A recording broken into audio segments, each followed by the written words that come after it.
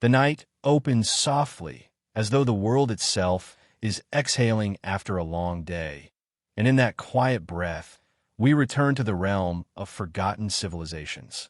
Not the empires etched in every history book, nor the kingdoms whose stories echo through familiar legends, but the worlds that slipped between the fingers of time, so old, so faint, that their names dissolve the moment we try to speak them.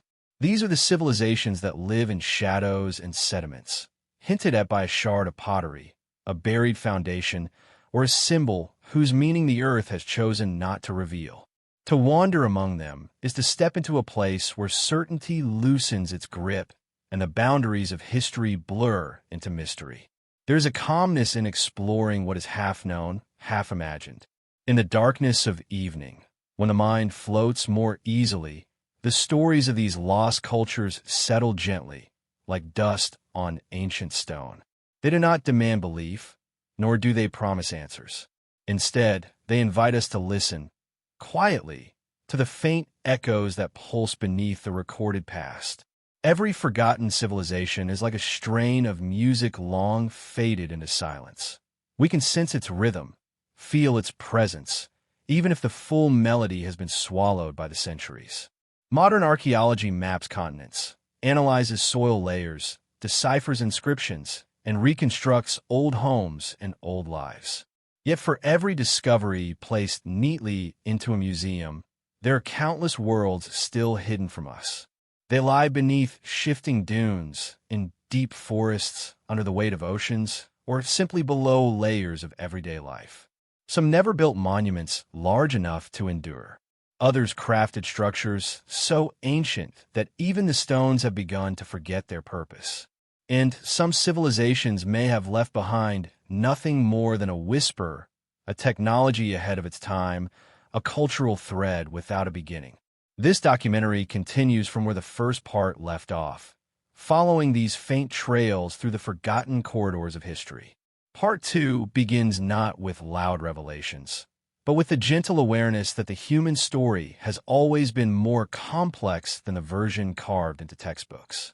What we call early civilization may only be the small portion still visible above the surface, like the tip of an iceberg whose greatest mass remains submerged.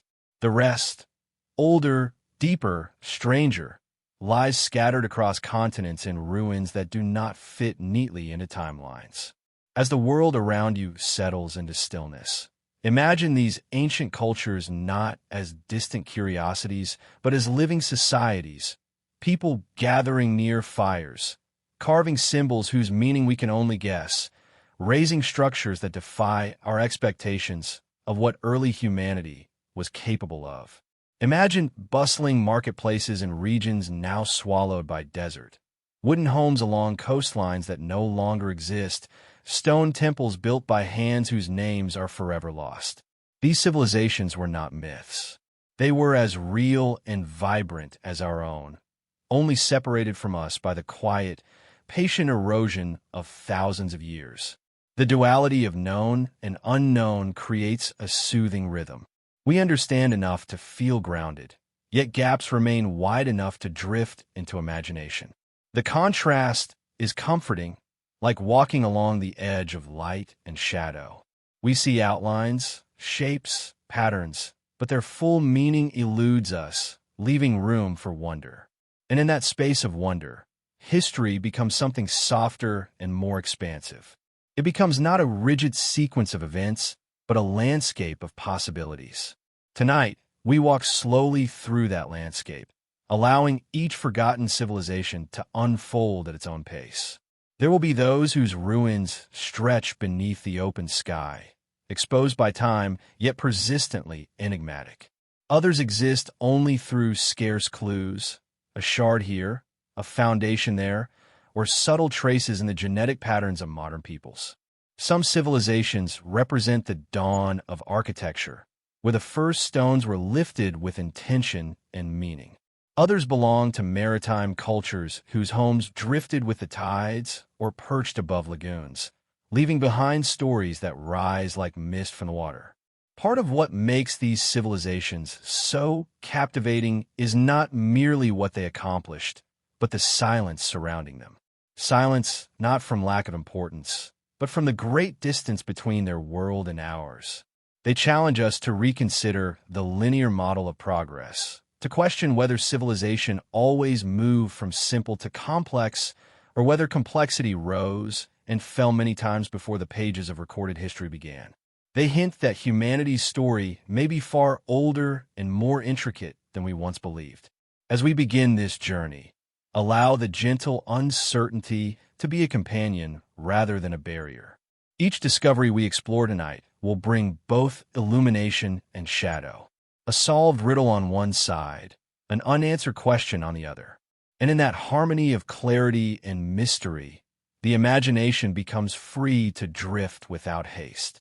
This is the pace of forgotten civilizations, not rushed, not loud, but rhythmic, like waves smoothing ancient stones. In a moment, we will step into the first of these worlds, a civilization older than pyramids, older than empires, and for a long time, almost entirely unknown. But before we arrive there, take a breath and let the awareness settle in. The understanding that history is not a closed book, but a tapestry still being woven, with threads both visible and hidden. Each forgotten civilization adds a new layer, a new color, a new quiet question. And tonight, we follow those questions deeper into the past, into places where light fades into obscurity and mystery waits in the gentle darkness. Far along the Peruvian coastline, where the desert meets the slow, endless breath of the Pacific Ocean, lies a land that once nurtured one of the oldest known civilizations in the Americas. It is a place where the wind moves freely across dry earth, carrying with it faint traces of a society so ancient that its memories stretch back nearly 5,000 years. Long before the rise of the Maya, centuries before the first stones of the Egyptian pyramids were set into place, a quiet and sophisticated culture emerged here in the Soup Valley.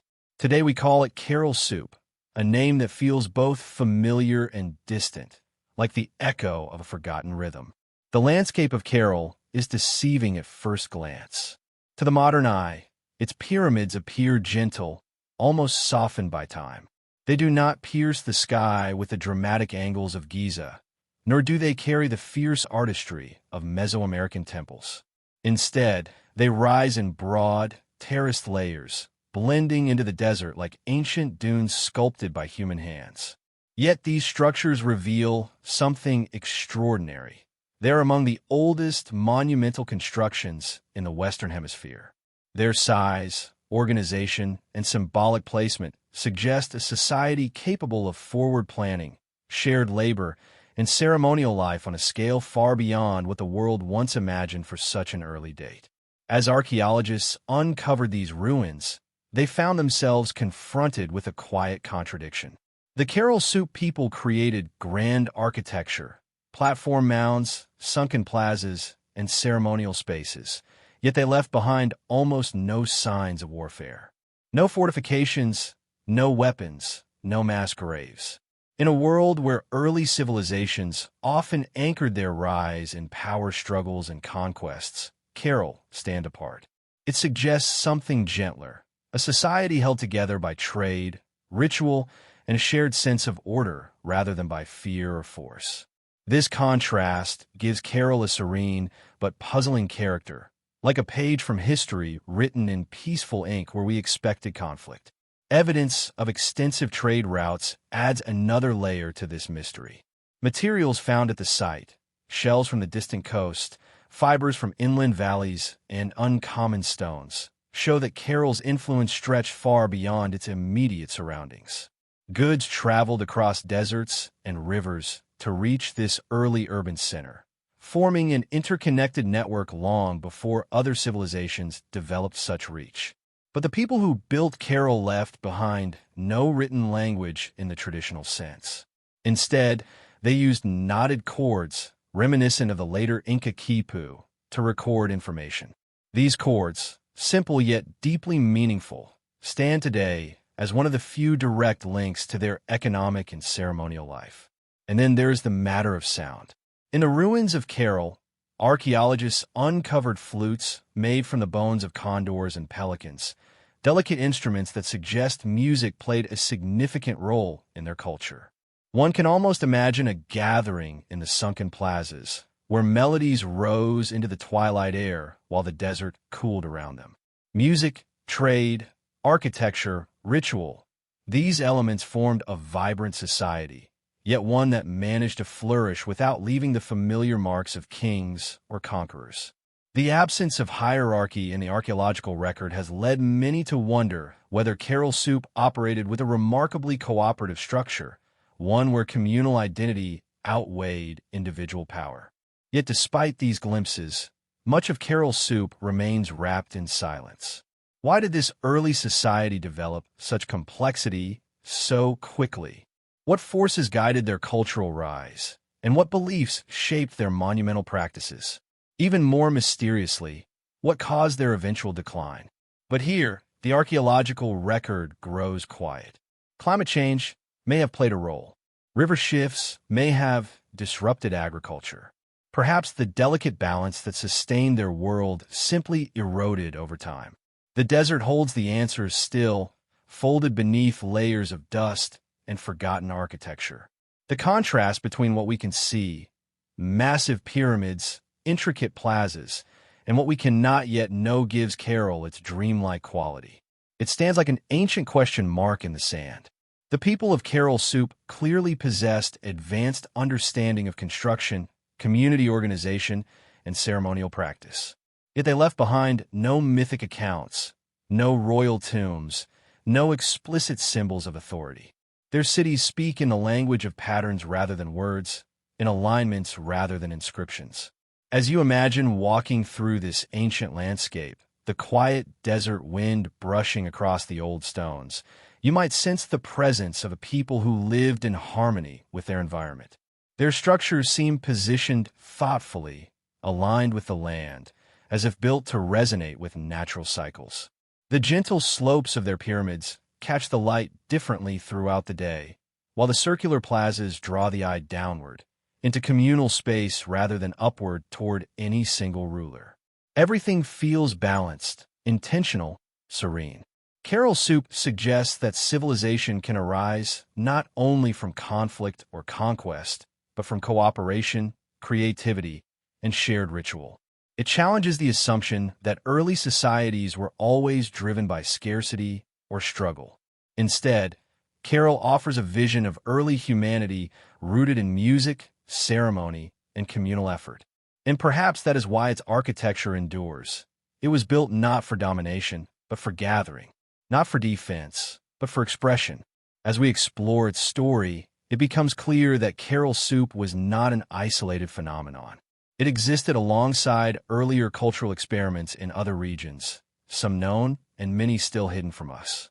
The deeper we look into the human past, the more we find that complexity emerges in unexpected places, in unexpected ways. Caroll's rise is a reminder that the world of prehistoric humanity was far richer and more varied than once believed. And it is here, in these sandy valleys, that our journey into forgotten civilizations truly begins to take shape. For while Caroll rests openly beneath the sun, its pyramids visible even today, other ancient cultures have vanished almost entirely from sight. Some were swallowed by drifting sands, others slipped beneath rising waters, and some, like faint embers, left only fragments scattered so widely that their stories can be pieced together only through patient, gentle reconstruction. As we leave the warm desert light of Caroll Soup behind, we turn toward a new landscape, one shaped not by coastal winds, but by shifting dunes and lost oases deep in Central Asia.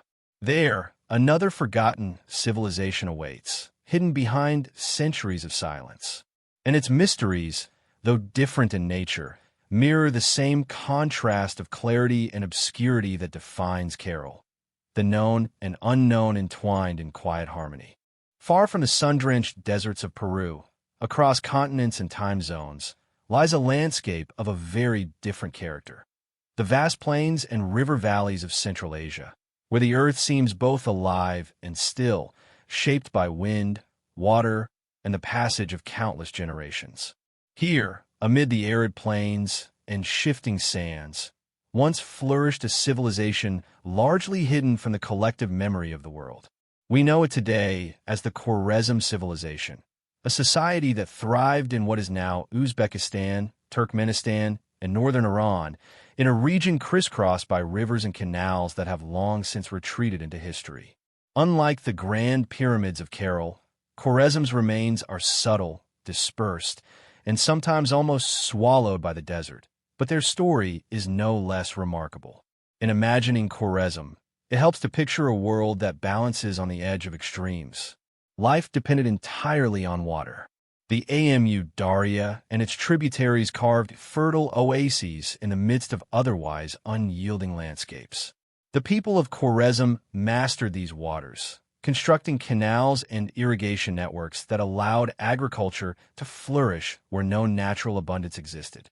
In a time long before modern engineering, they transformed arid land into sustaining life, a feat that required not only skill but careful planning, community cooperation, and an understanding of forces larger than themselves.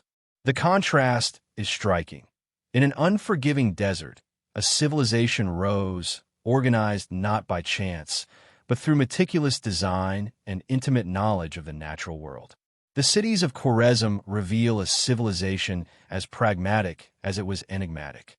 Archaeologists have uncovered fortified settlements, sometimes enclosed with walls up to 10 meters high, constructed from sun-dried bricks that have endured millennia. The settlements themselves suggest a careful attention to social order and defense, yet they lack the monumental extravagance that often marks other early civilizations. There are no colossal temples, no towering statues, only the precise, functional beauty of towns designed to sustain human life in harmony with scarce resources. This understated approach, the balance between form and function, gives the civilization a quiet dignity that speaks more subtly than more famous ancient empires. But even amid this apparent practicality, traces of mystery remain. Artifacts reveal a society rich in craftsmanship, yet one whose deeper beliefs remain largely hidden. Pottery fragments show intricate designs, small figurines hint at ritual practices, and tools testify to a society skilled in weaving, metallurgy, and agriculture.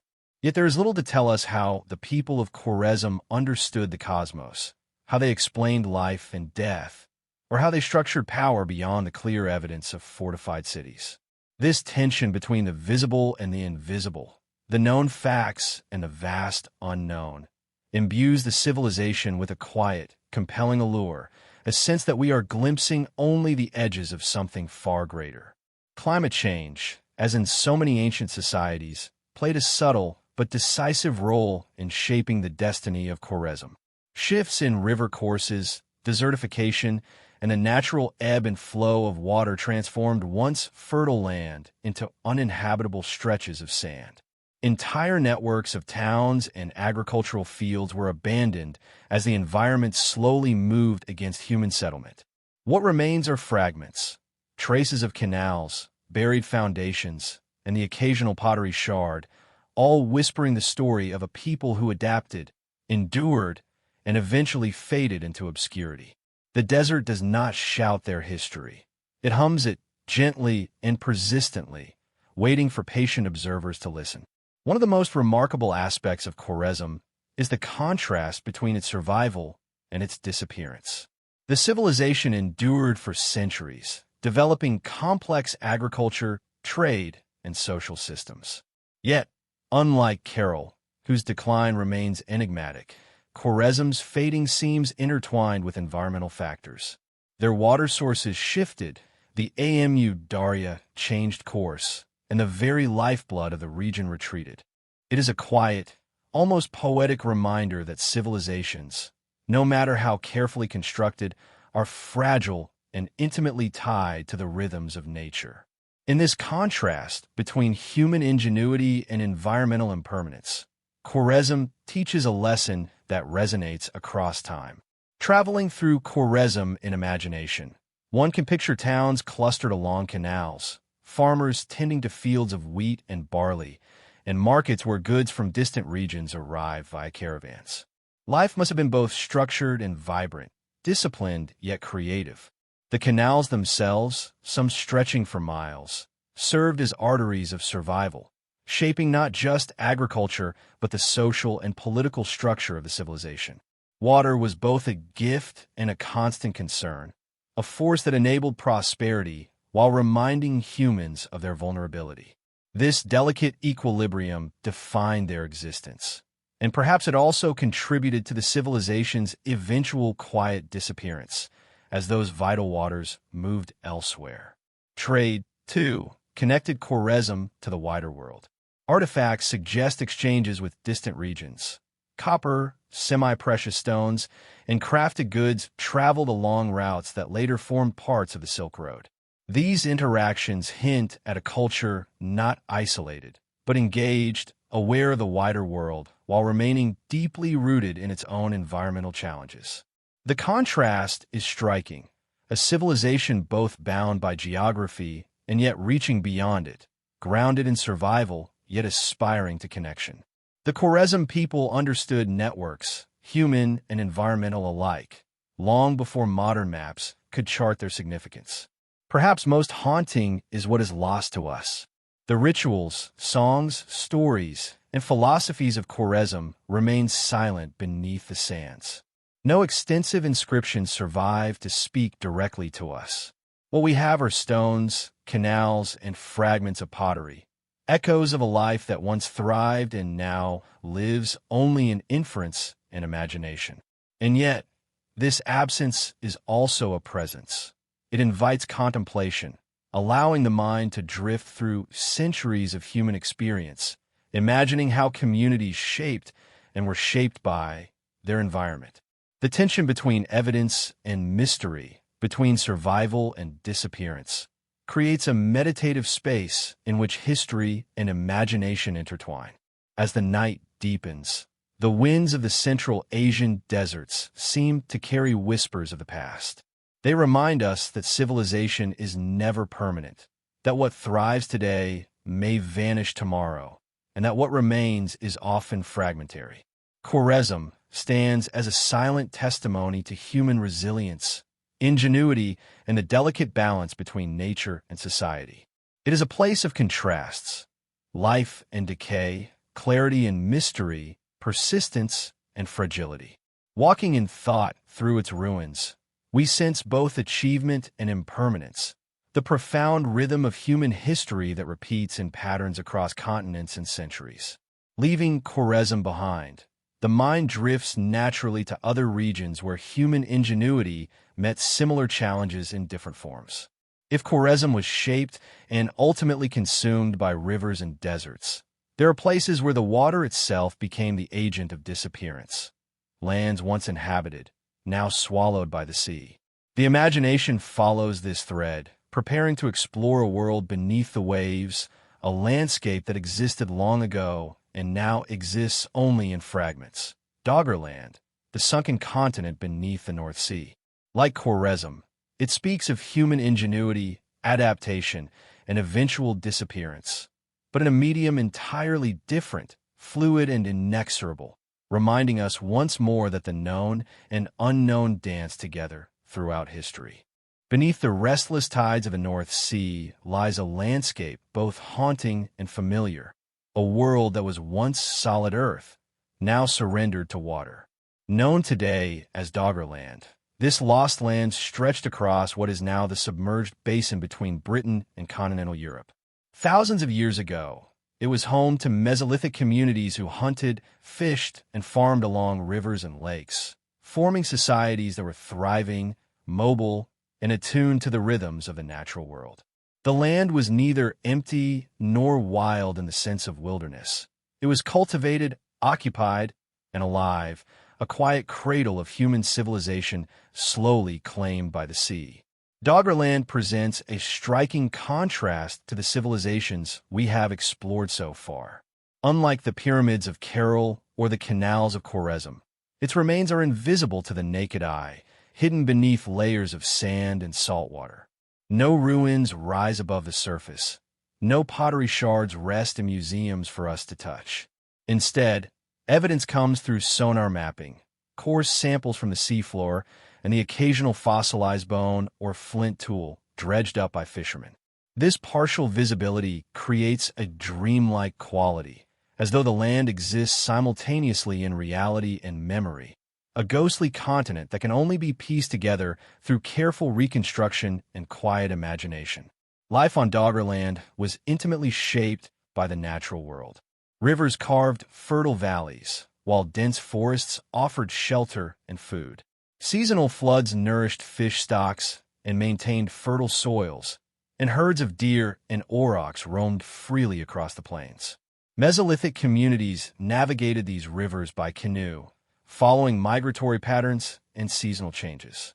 It was a life in constant dialogue with nature, where survival required acute observation, knowledge passed down through generations, and an understanding of the subtle cycles that governed both flora and fauna. There was an artistry to this adaptation, a rhythm of existence that balanced human needs with the constraints and generosity of the environment.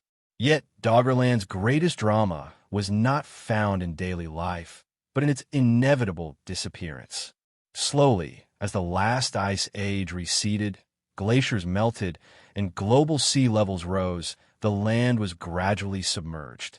Islands emerged, channels widened, and eventually the vast plains were drowned beneath the North Sea. What had been hills, forests, and rivers became shoals, banks, and watery expanses. Communities that had existed for generations were forced to migrate, abandoning homes, sacred sites, and familiar landscapes.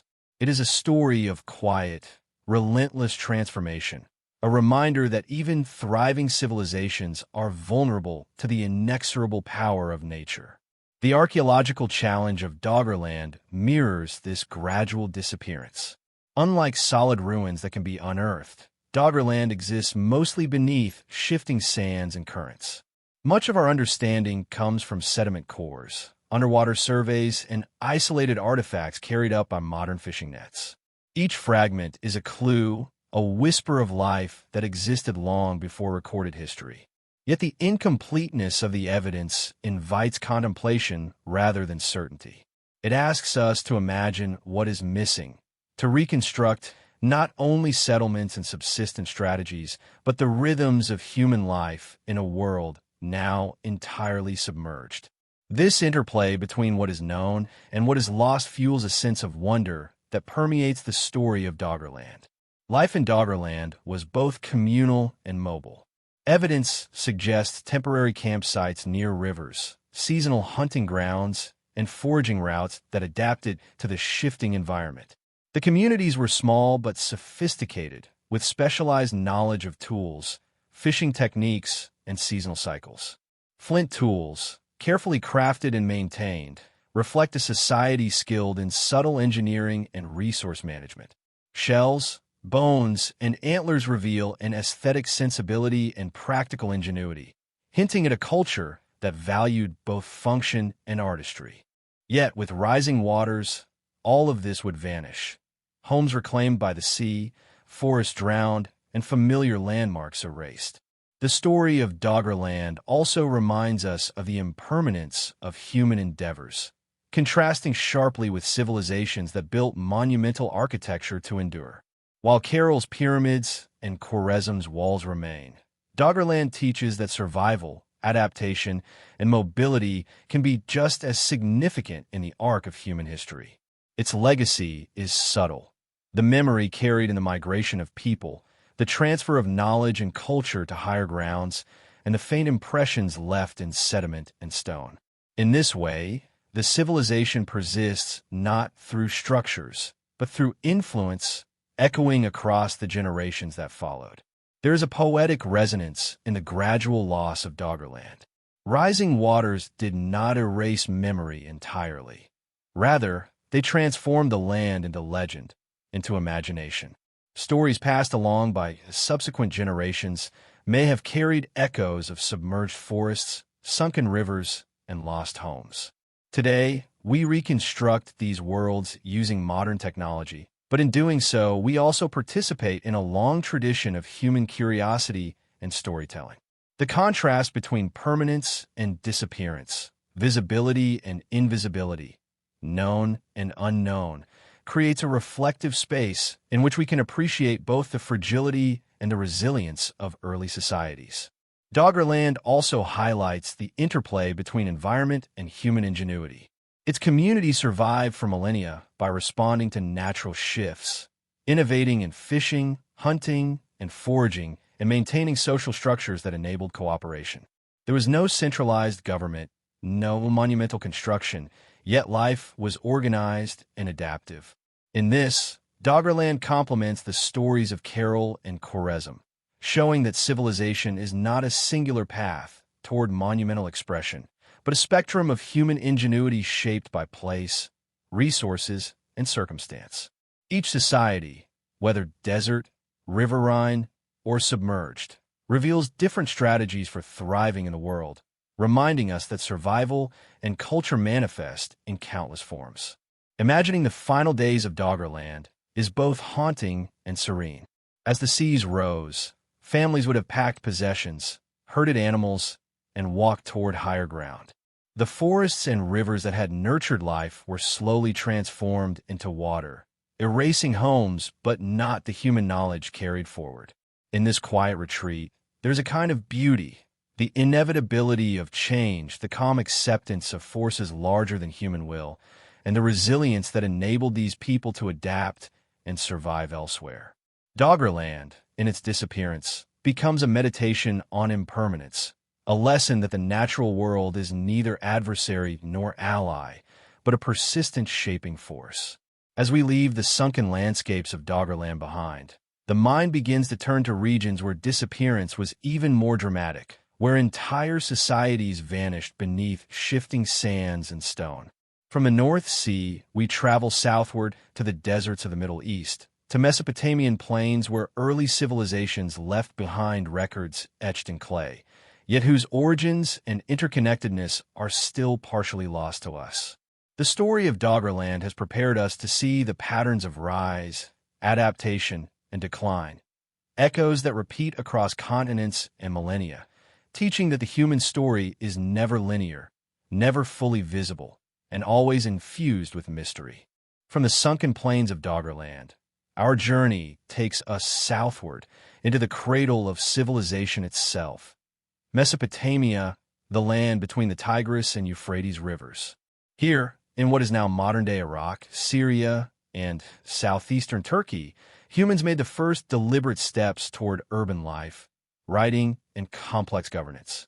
Mesopotamia has long been celebrated as the birthplace of civilization, and yet, beneath the well-known ruins of Uruk, and Babylon lie layers of forgotten cities, communities, and cultures that challenge our understanding of history. It is within these lesser-known settlements that we begin to glimpse a civilization capable of astounding ingenuity, but also one that leaves us with persistent questions about its origins, its connections, and its ultimate decline. The Tigris and Euphrates, flowing across parched plains, provided both sustenance and danger. Their unpredictable floods deposited fertile silt, allowing agriculture to thrive, yet they could also sweep away homes and fields in violent torrents. Early inhabitants learned to harness these waters through intricate canal systems, dikes, and reservoirs, creating a network that allowed entire regions to flourish agriculturally.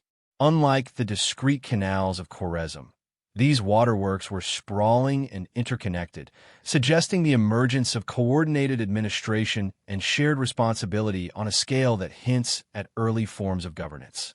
It is here that we see civilization not merely as a response to survival, but as a deliberate effort to shape and control the environment, to bend nature gently in the service of human society.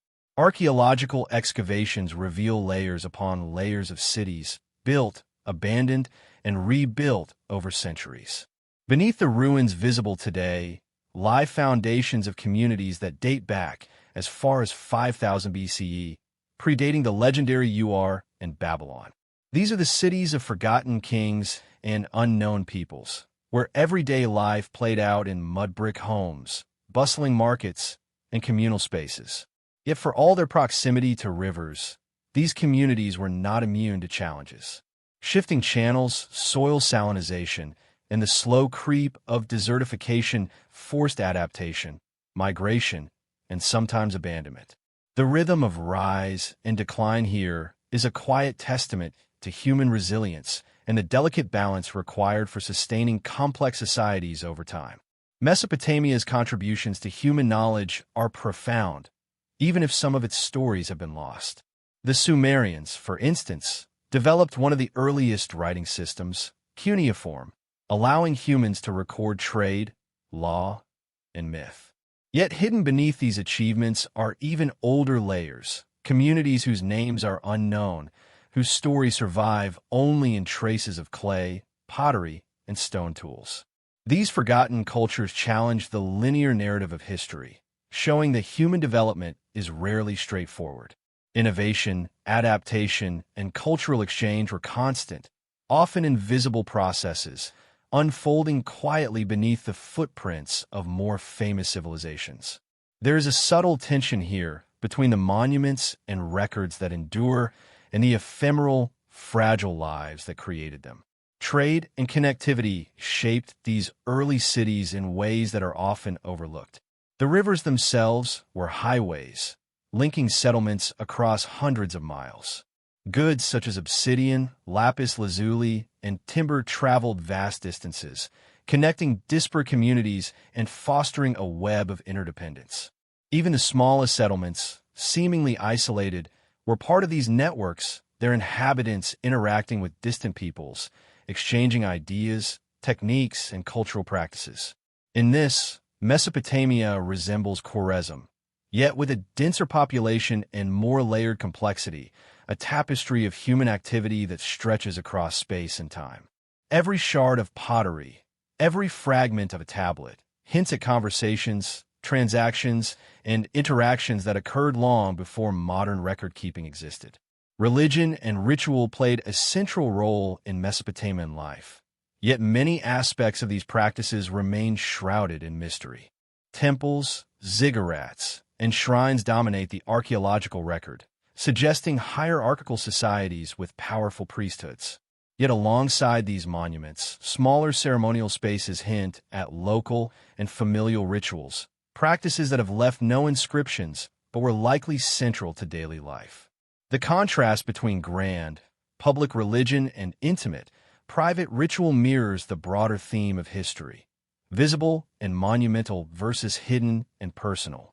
It is within these subtler layers, often overlooked, that the most profound insights into human experience emerge. The spiritual landscape of Mesopotamia was as rich and complex as its physical architecture, a reminder that culture is both material and immaterial, visible and invisible. Conflict, too, shaped Mesopotamian society, though its traces are uneven. Unlike Cairo, which appears largely peaceful, many Mesopotamian settlements contain evidence of fortifications, weaponry, and destruction layers, suggesting intermittent warfare, raids, or defensive preparation. Yet even here there is nuance. Archaeological records indicate that some conflicts may have been seasonal or ritualized, tied to resource management or political negotiation rather than outright conquest. The interplay of cooperation and competition seems to have defined much of early Mesopotamian life, a balance between shared survival and human ambition. In this tension, history becomes a study of contrasts: order versus chaos, expansion versus retreat, life versus the inevitability of decay. The gradual disappearance of many of these early communities highlights the fragility of human endeavor. Environmental shifts, changes in river courses, salinization of soil, and climate fluctuations played decisive roles. Cities that once thrived on fertile floodplains became untenable, forcing inhabitants to relocate. Over time, layers of human occupation became buried beneath the sands, awaiting rediscovery. Unlike Doggerland, which vanished beneath water, or Cairo, which faded into desert silence, these Mesopotamian communities left more tangible traces, yet their stories are no less mysterious. The contrast between visibility and absence reinforces a recurring theme in our exploration. Civilization is both enduring and impermanent, tangible yet ephemeral. Mesopotamia also provides insight into social organization and cultural exchange. Evidence suggests specialized crafts, shared labor, and hierarchical structures, indicating complex, interdependent societies. At the same time, the material culture, pottery, figurines, tools, reflects regional variation, local creativity, and adaptation to environmental conditions. These details remind us that history is not monolithic. It is composed of countless microhistories, the lives of ordinary people often overshadowed by monumental events or famous rulers. Within these forgotten layers, we find humanity in its most persistent, adaptive form, resourceful, inventive, and quietly resilient. As we imagine walking through a Mesopotamian city of 5,000 years ago, the sensory details come alive: the smell of wet mud and river sediment, the chatter of markets and workshops, the rhythmic lapping of river waters against small docks, and the songs or chants accompanying daily labor and religious practice. Life was rich, challenging, and endlessly inventive, shaped as much by environmental pressures as by cultural aspiration. Yet, for all this vitality, time moved inexorably, and the cities were abandoned, rebuilt, or submerged beneath layers of sediment and history. There's a poetic resonance in this cycle, a reminder that human achievement, no matter how brilliant, exists in dialogue with forces larger than ourselves. As we leave the plains of Mesopotamia behind, the mind begins to travel westward, toward lands where other ancient civilizations intersected with the Mediterranean world. Here, in the fertile crescents of Anatolia, the Levant, and the islands of the Aegean, early societies crafted networks of trade, myth, and culture that would influence generations to come. The contrast with Mesopotamia is striking. Here, civilizations adapted not only to rivers but to seas, mountains, and islands, negotiating mobility, maritime skills, and cultural exchange. It is a reminder that human ingenuity is profoundly shaped by geography, and that the rhythms of history, the rise and fall of communities, the persistence and disappearance of culture, are a constant thread, weaving together disparate civilizations across space and time. From the fertile plains of Mesopotamia, our exploration moves westward into Anatolia, modern-day Turkey, where the landscape of highlands, rivers, and plateaus nurtured civilizations whose stories are only partially known. Here, the land itself seems to whisper secrets of forgotten cities, of peoples whose ingenuity rivaled that of their neighbors, yet left only faint traces for us to follow. Anatolia is a land of contrasts. Fertile valleys beside rugged mountains, rivers that promise sustenance and yet carve paths of unpredictability, and plains where settlements once thrived and then vanished, leaving echoes beneath the soil. It is a place where the known and the unknown coalesce, where every hill and excavation may reveal glimpses of human ingenuity, even as so much remains concealed by time. Among the earliest and most enigmatic civilizations in Anatolia were the Hattans and later the Hittites. Long before the Hittite Empire became renowned for its treaties, chariots, and monumental architecture, the Hattans had established communities that were deeply connected to the landscape. Little is known about their language or social structure, yet archaeological evidence suggests they had sophisticated settlements, ritual sites, and artistic practices. Their world was one of adaptation to both the land and climate, reflecting a balance between human needs and environmental constraints. Rivers and seasonal rainfall dictated agricultural cycles, while the mountains offered resources and natural fortifications. Even in the absence of written records, the archaeological remnants of their settlements tell a story of a people attuned to the rhythms of their world, quietly shaping their environment without leaving towering monuments that would survive the centuries. The Hittites, inheriting much of the Hattian landscape and culture, expanded upon it with political organization, diplomacy, and military innovation.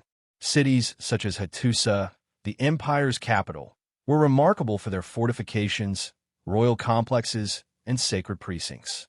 Yet for every well-documented city, there were dozens of smaller settlements, towns, and villages whose histories remain elusive.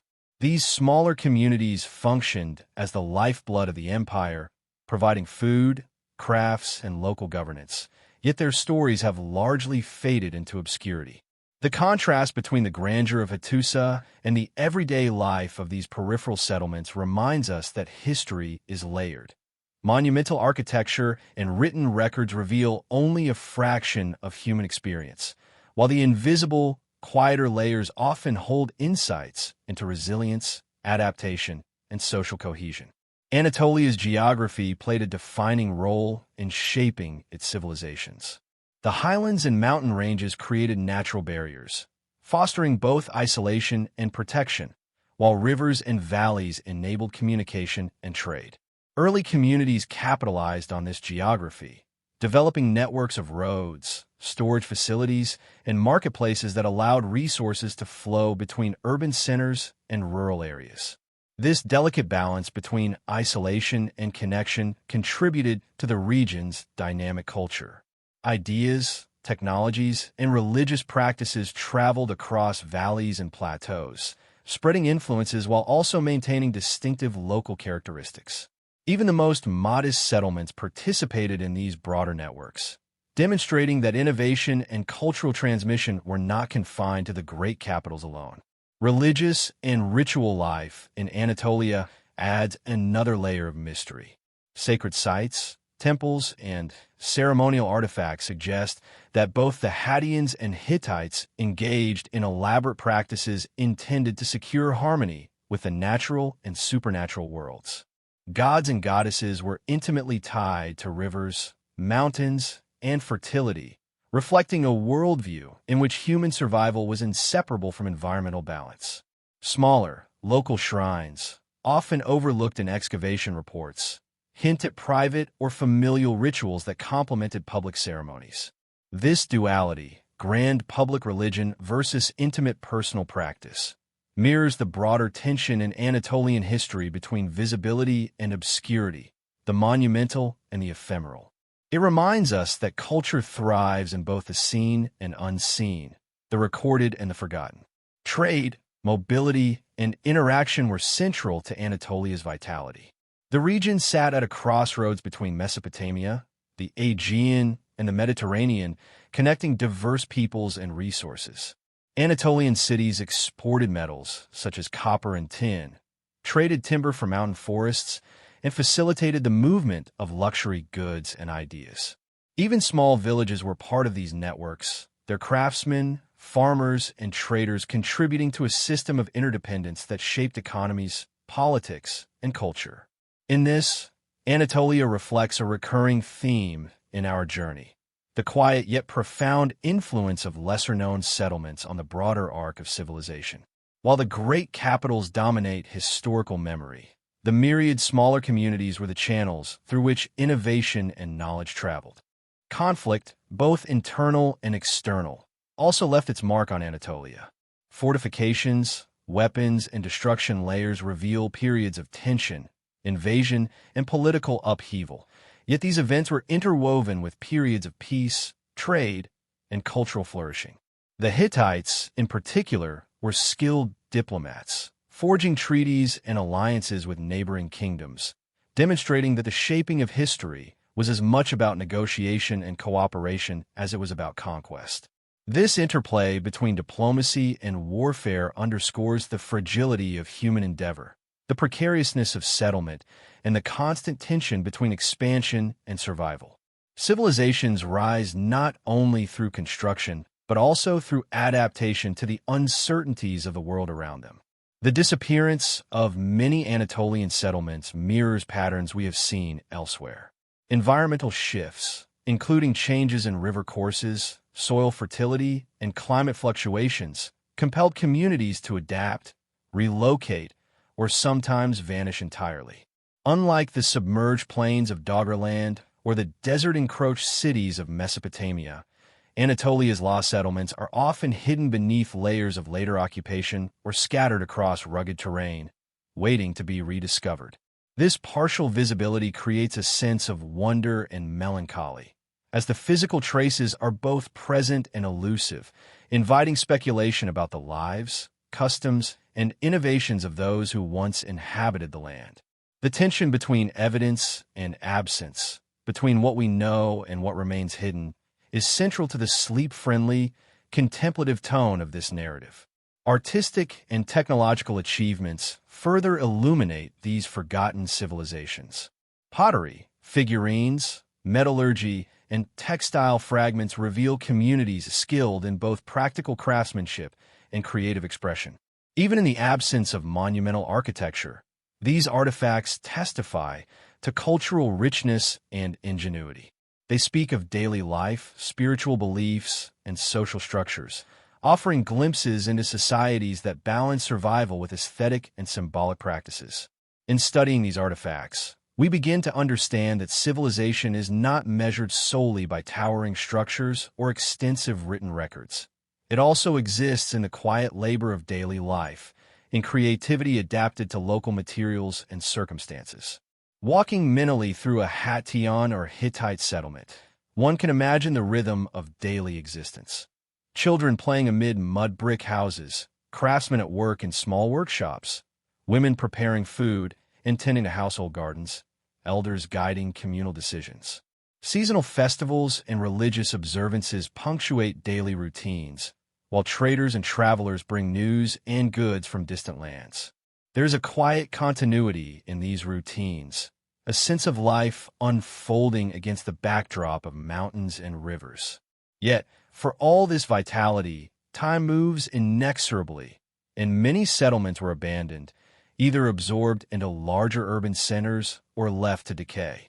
This cycle of occupation, adaptation, and disappearance is a recurring motif, emphasizing both the endurance and the impermanence of human society. As our exploration of Anatolia concludes, we begin to see the broader patterns of human civilization more clearly. Adaptability to environment, integration into networks of trade and culture, negotiation between cooperation and conflict, and the creation of enduring legacies even in places now obscured by time. From Mesopotamia to Anatolia, the contrast between visible, monumental history and invisible, forgotten societies is striking, reminding us that history is composed as much of what has vanished as what has endured. These lost layers of civilization invite reflection, curiosity, and a sense of quiet wonder as we prepare to move next toward the islands and coastlines of the Aegean, where ancient societies met the sea, blending mobility, trade, and myth in ways that continue to captivate our imagination. From the rugged highlands and fertile valleys of Anatolia, our journey drifts toward the shimmering waters of the Aegean, where islands and coastal plains harbor the remnants of some of the most mysterious early civilizations in the Mediterranean world. Here, geography shapes life in intimate yet complex ways. Mountains rise sharply from the sea, isolating communities even as the surrounding waters invite connection, trade, and cultural exchange. The islands themselves, from Crete to the Cyclades, create natural laboratories of human ingenuity, where societies adapted to limited resources, shifting climates, and the constant rhythm of tides and wind. It is a region where the known and unknown exist side by side. Towering palaces and intricate frescoes hint at sophistication, while countless settlements, ports, and villages lie buried beneath layers of earth, sand, and sea, whispering stories that may never fully surface. The Minoans of Crete represent one of the most enigmatic chapters in this story. Flourishing around 3000 to 1450 BCE, they established sprawling palatial centers, with Knossos being the most famous. These palaces were not merely residences of rulers. They were hubs of administration, storage, religious ritual, and cultural activity. Their intricate architecture, decorated with vibrant frescoes, suggests a society that valued artistry, order, and symbolic expression. Yet for all their grandeur, the Minoans left many mysteries behind. We do not fully understand their language, linear A, nor the reasons behind the eventual decline of their civilization. Even more elusive are the countless smaller settlements scattered across Crete, which supplied the palaces with food, craft goods, and labor.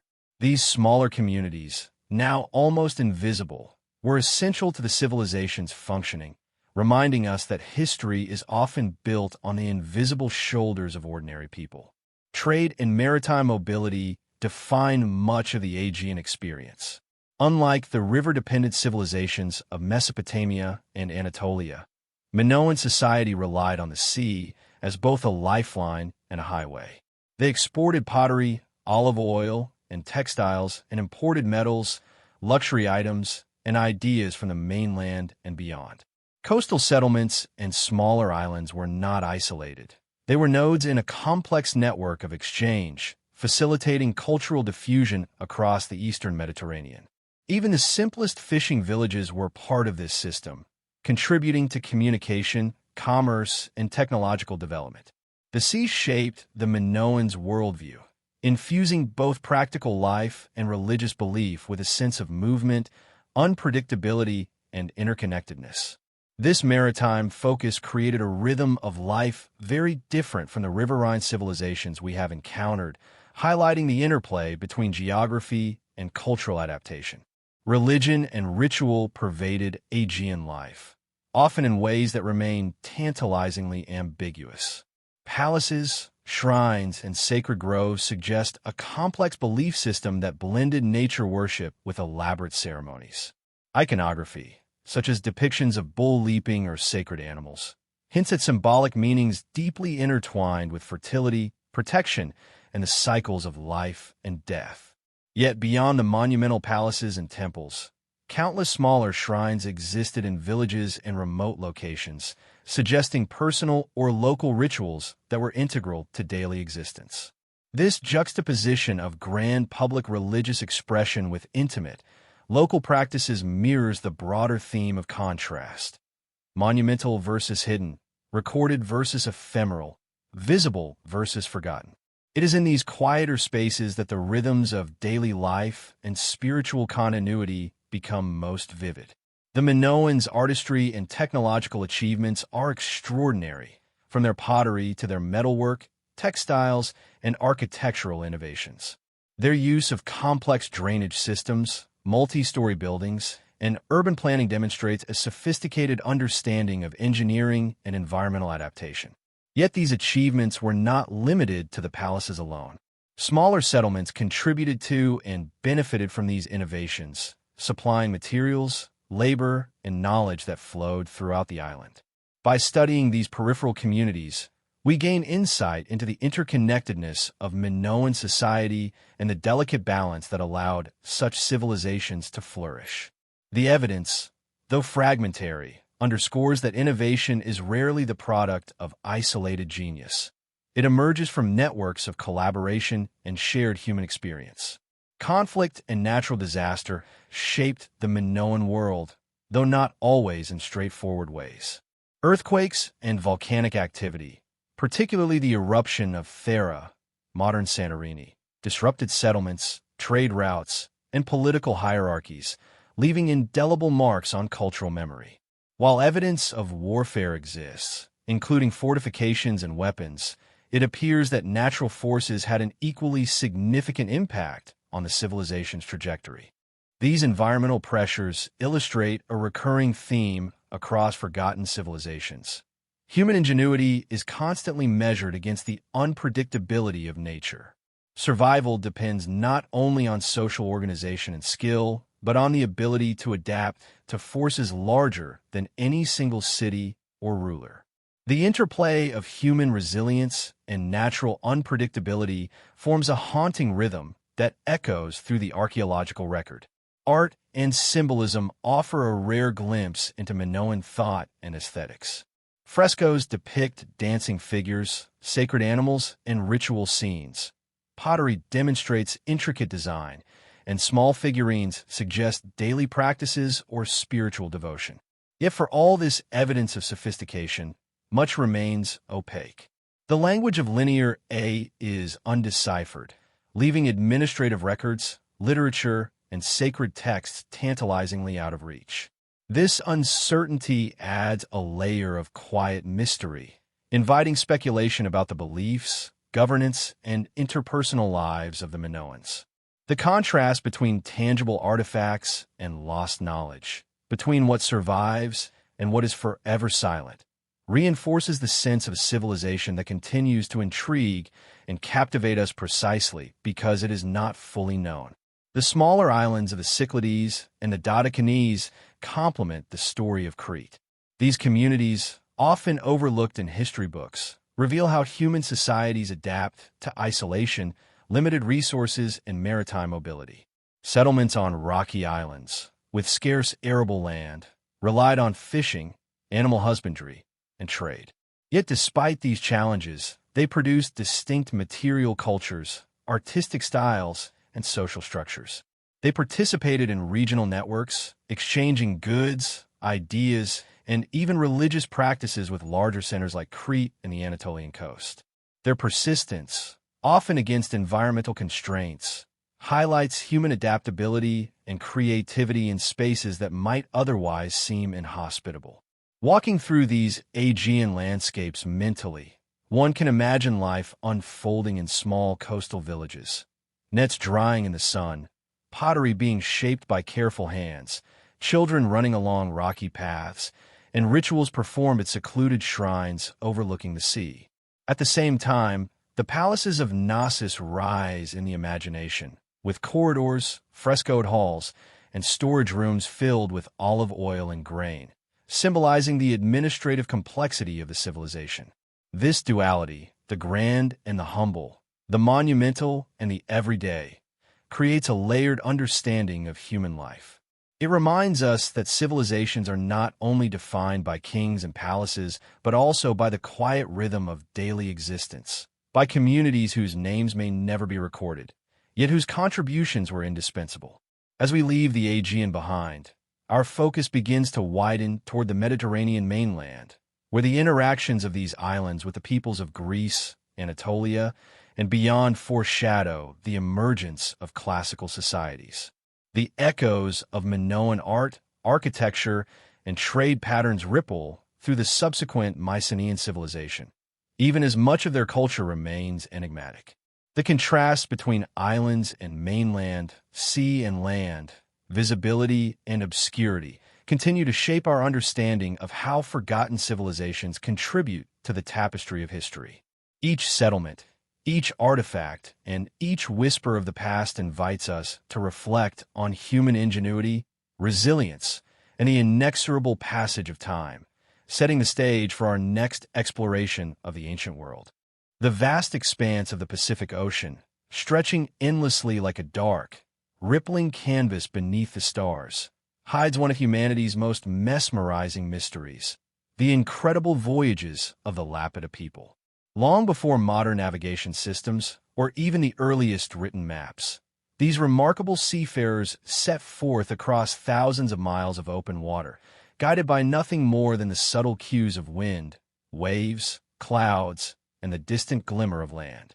The Lapita culture, emerging around 1600 BCE, left behind a faint but profound footprint, whispering through pottery shards, burial practices, and scattered settlements that now pepper remote islands like delicate constellations.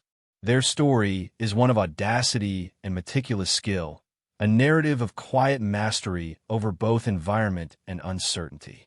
The Lapita are often remembered for their distinctive pottery, adorned with intricate geometric patterns pressed into wet clay, delicate yet enduring.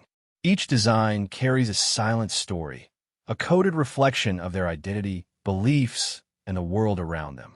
As the archaeologist holds a fragment, one can almost feel the hands that pressed and molded it, the patience and care in every curve, the rhythms of a culture attuned to cycles of nature and human need. These vessels were more than utilitarian objects. They were portable expressions of a society navigating both sea and life with extraordinary insight. The patterns themselves seemed to echo the waves, the wind, and perhaps even the stars, creating a visual language that speaks across millennia. Their settlements, scattered across islands from the Bismarck archipelago to as far east as Tonga and Samoa, demonstrate not only courage but also precise logistical planning. Establishing a community on a remote atoll requires an intimate understanding of currents, tides, and seasonal weather patterns. It requires knowledge of edible plants, fishing strategies, and the materials needed for shelter.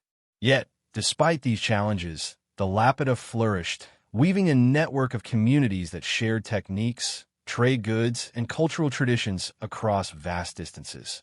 The ocean, often a symbol of peril, was here a medium of connection, a silent partner in their extraordinary human endeavor.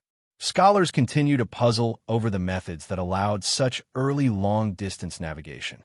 Without compasses or written instructions, the Lapita relied on observational mastery of their environment. They could read subtle changes in the color of water to detect shallow reefs or hidden shoals.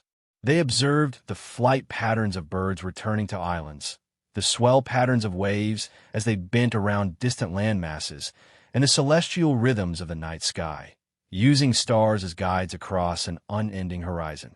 Their knowledge was both practical and poetic, rooted in attentive observation, passed down orally in a rhythm and cadence that structured the community and guided the voyages of generations.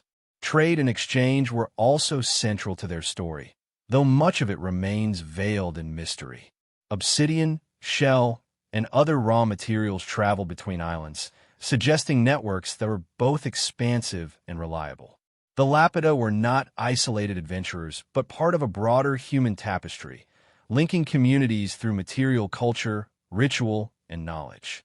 Each journey reinforced ties, each settlement served as a waypoint, a living record of a society that flourished in what might seem like impossibly isolated conditions. The sheer scale of their expansion challenges assumptions about prehistoric capabilities, prompting reflection on the quiet ingenuity of human societies often overshadowed by the more visible empires of history. Yet, despite these remarkable achievements, the Lapita world remained fragile, subject to the subtle pressures of environment and time.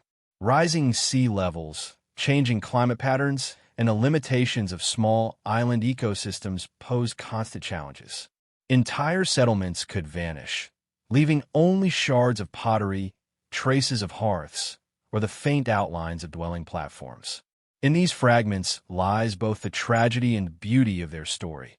A civilization whose physical presence could be so easily erased, yet whose cultural and genetic legacy persists subtly in the populations of Polynesia today.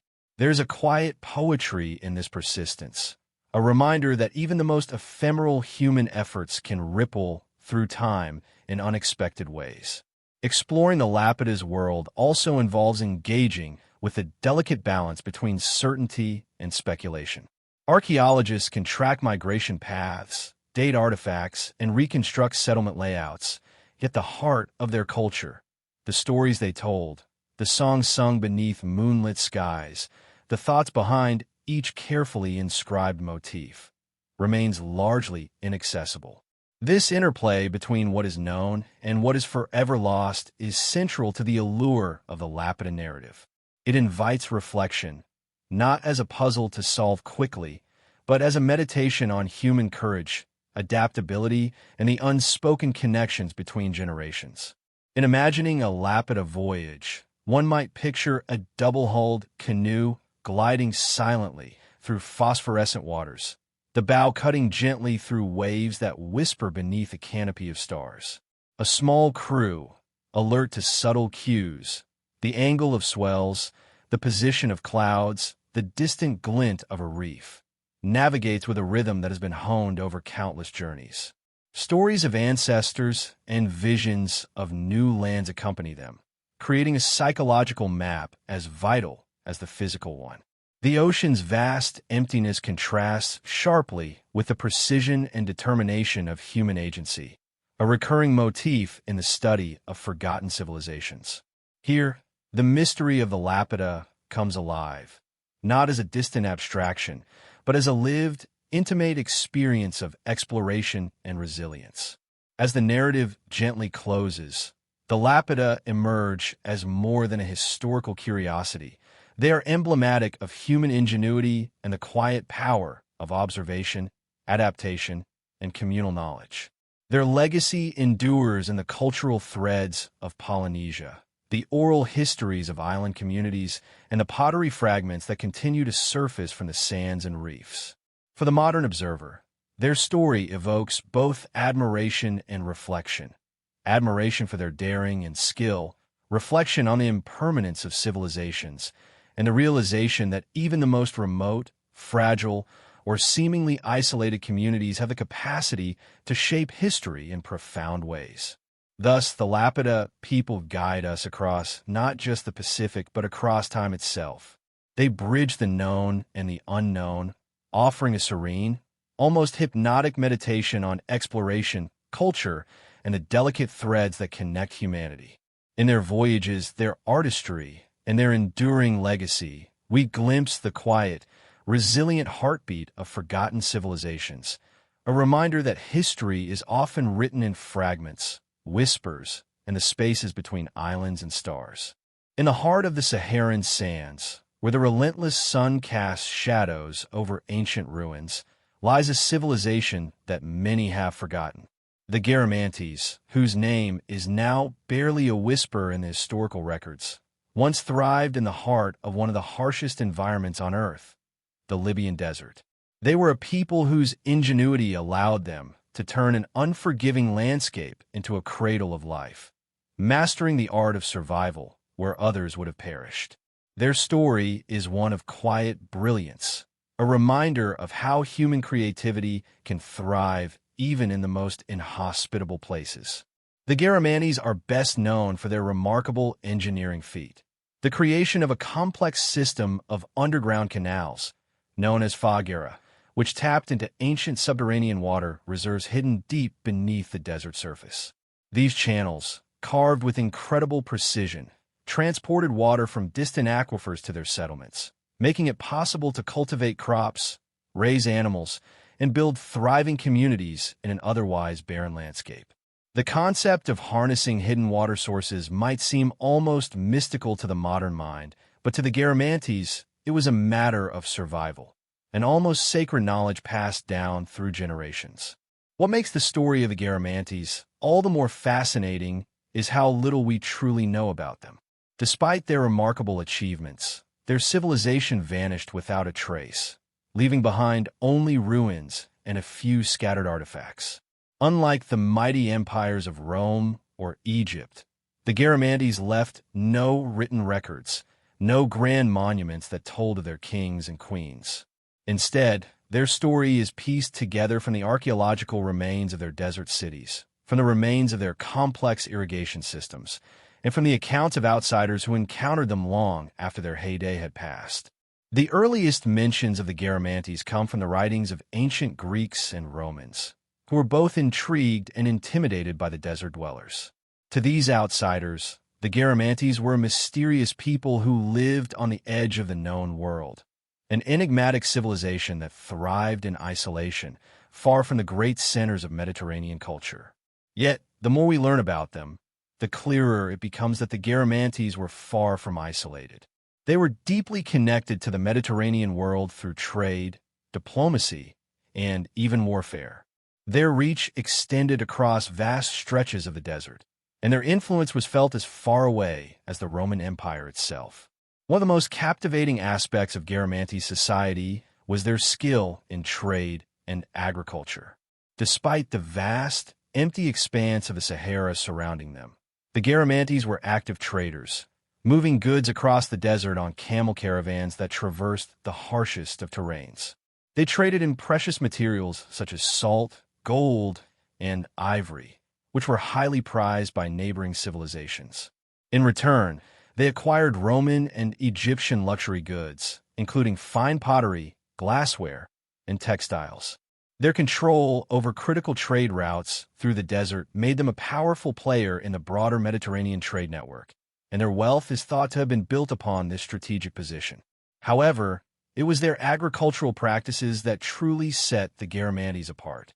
Using their advanced water systems, they were able to cultivate crops in a desert that would have otherwise been incapable of sustaining life. The Garamantes grew barley, wheat, and vegetables and raised animals like cattle, goats, and camels, all of which contributed to their self-sufficiency. This ability to transform the desert into a fertile landscape is a testament to their ingenuity and understanding of the environment. The Garamantes did not simply survive in the desert. They thrived, creating a society that flourished for hundreds of years before, mysteriously, it began to decline. The reasons for the decline of the Garamantes remain as mysterious as their rise. Some scholars suggest that environmental changes, such as a shift in climate or the depletion of water resources, might have contributed to the collapse of their civilization. Others point to the increasing pressure from neighboring powers, particularly the Romans, who sought to control the Saharan trade routes. It is believed that the Garamantes may have eventually been absorbed into the Roman Empire, either through military conquest or peaceful assimilation, but even this theory remains speculative. What is certain, however, is that by the time the first Islamic conquest swept across North Africa in the 7th century, the Garamantes had vanished from history, leaving little more than faint traces of their existence. Despite their disappearance, the legacy of the Garamantes lives on in the archaeological sites scattered across the Libyan desert. The ruins of their cities, such as Gat and Jerma, are now silent reminders of a civilization that once thrived. At Jerma, the ancient capital of the Garamantes, the remains of impressive buildings and temples still stand, though time and desert winds have worn them down. The most remarkable feature of these sites is the intricate system of faghera, still visible today in the form of deep shafts and tunnels that stretch across the desert floor. These channels, which were once the lifeblood of Garamantes agriculture, remain as silent witnesses to the ingenuity of a people who were far ahead of their time. In recent years, there has been a renewed interest in the Garamantes, as modern archaeologists and historians seek to uncover more about this forgotten civilization. Excavations at Garamantes sites have unearthed pottery, tools, and other artifacts that shed light on their daily lives. Some of these objects suggest that the Garamantes had a sophisticated artistic culture, creating intricate jewelry, pottery, and sculpture. The discovery of these items, along with evidence of their advanced irrigation systems and trade networks, has led many to reassess the importance of the Garamantes in the broader history of North Africa and the Mediterranean world. What stands out most about the Garamantes, however, is their relationship with the desert. While many ancient civilizations feared and avoided the harsh conditions of the Sahara, the Garamantes embraced it.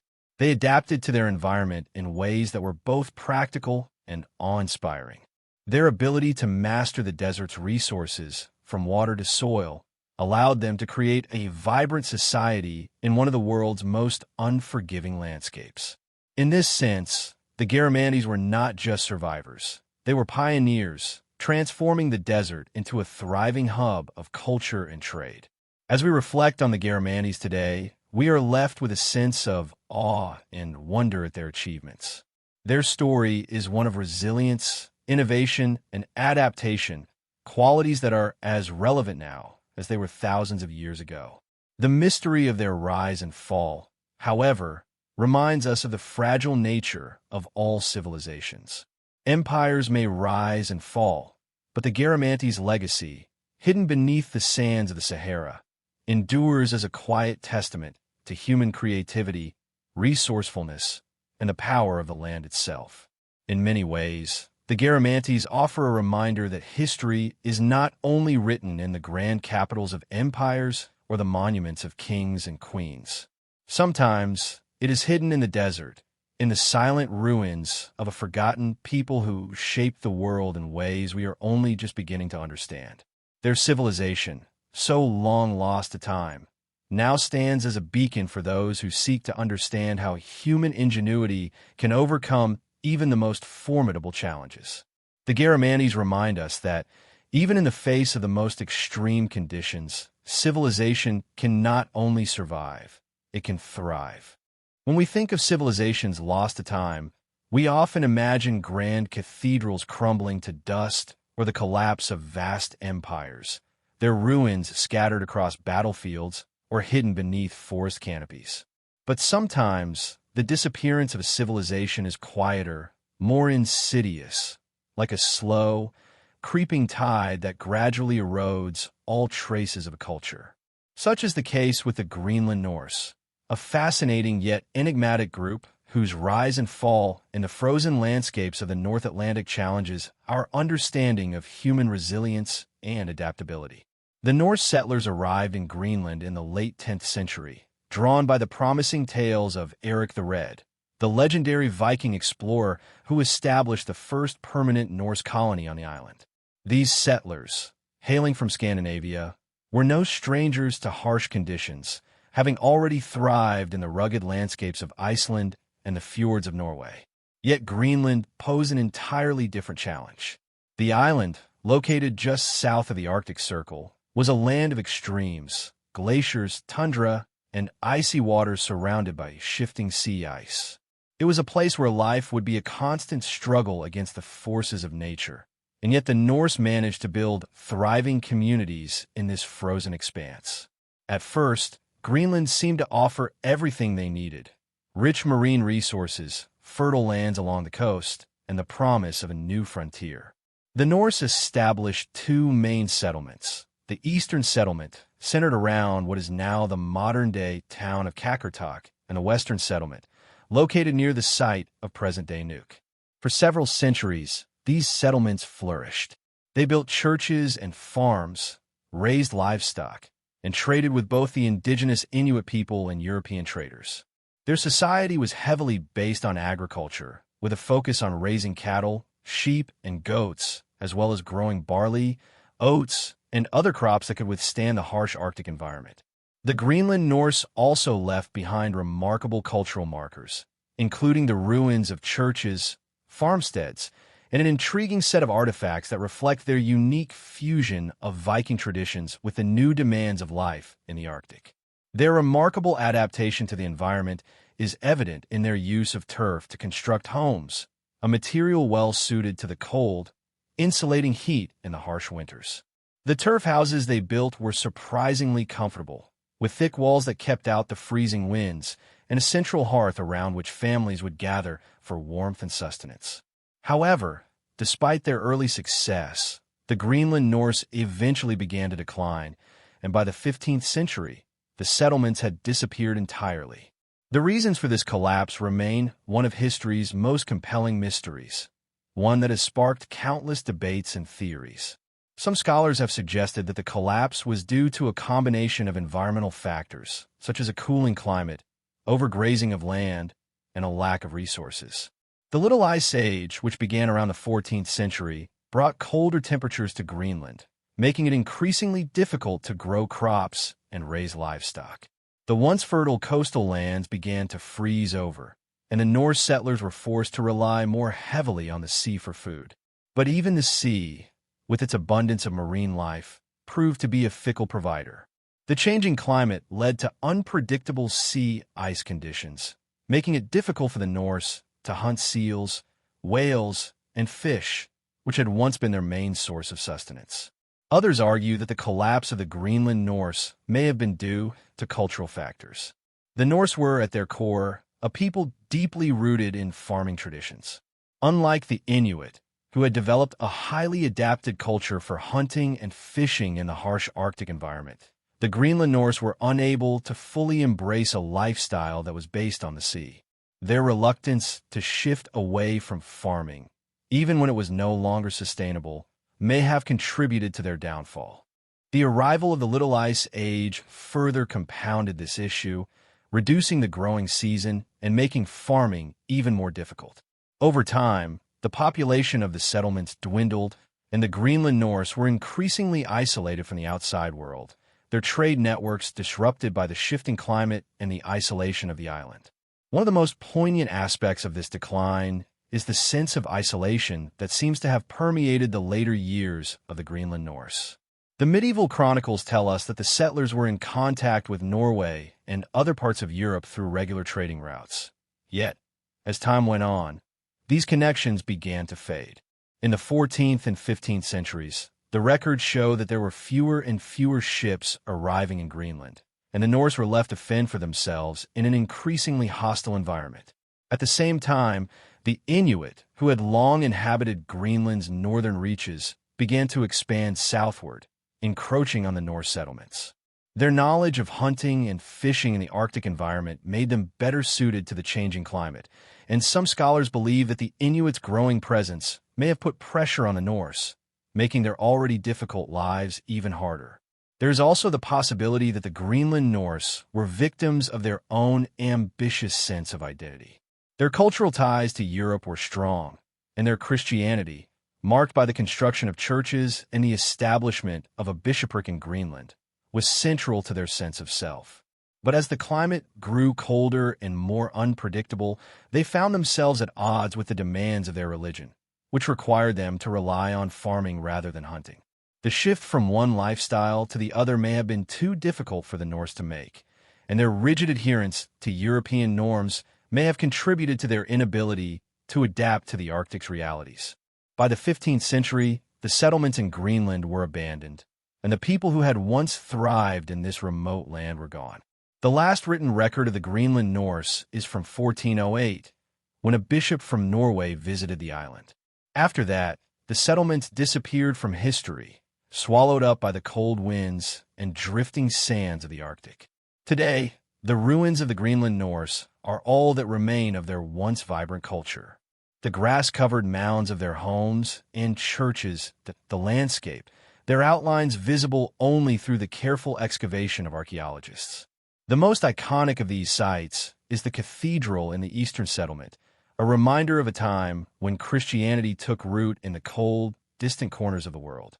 But beyond the physical remnants, what remains most compelling is the mystery of what happened to these settlers, their rise, their adaptation, their eventual collapse, without a clear explanation. In many ways, the story of the Greenland Norse serves as a cautionary tale, a reminder of how even the most resourceful and determined civilizations can fall when faced with the overwhelming forces of nature, isolation, and change. The disappearance of the Greenland Norse raises profound questions about the fragility of human societies, even those that seem well-established and capable. Their story invites us to reflect on our own assumptions about resilience and adaptability, urging us to consider how even in the modern age, we remain vulnerable to the forces of change, whether environmental, social, or economic, that are often beyond our control. As we look back on the Greenland Norse, we are reminded that history is never fully understood, that some chapters remain open, waiting to be explored. Their legacy, buried beneath the snow and ice of Greenland, continues to offer us both a puzzle and a profound lesson about the delicate balance between human ambition and nature's unyielding power. Far to the south, where the tropical sun casts long, dappled shadows over dense forests and meandering rivers, lies another civilization whose story is both fascinating and mysterious, the Olmec. Often called the mother culture of Mesoamerica, the Olmec flourished along the Gulf Coast of what is now Mexico, roughly between 1500 BCE and 400 BCE. Yet, despite their significance, the Olmec remained shrouded in mystery, their cultural achievements hinting at brilliance that feels both ancient and timeless. Their civilization speaks to a world that thrived quietly, leaving echoes that would influence later empires such as the Maya and Aztec, and yet their origins, language, and beliefs are largely lost to time. The most iconic remnants of the Olmec civilization are their colossal stone heads, some reaching over 3 meters in height and weighing several tons. These monolithic figures, carved with extraordinary skill, seem to gaze out across the centuries, silent witnesses to a society that understood both artistry and power. Each head, with its detailed facial features and headdress, suggests a deeply hierarchical society, perhaps ruled by chiefs or kings whose authority and significance were immortalized in stone. Yet, despite the physical permanence of these sculptures, the people who created them remain elusive, their daily lives and inner thoughts largely unknowable. This contrast between enduring monuments and the vanished human story creates a haunting tension, a gentle reminder of the fragility of memory. The Olmec also left behind smaller artifacts, many of which are crafted with remarkable precision. Jade figurines, ceremonial masks, and intricately carved stele reveal a sophisticated artistic tradition, one that combined religious symbolism, social identity, and technical mastery.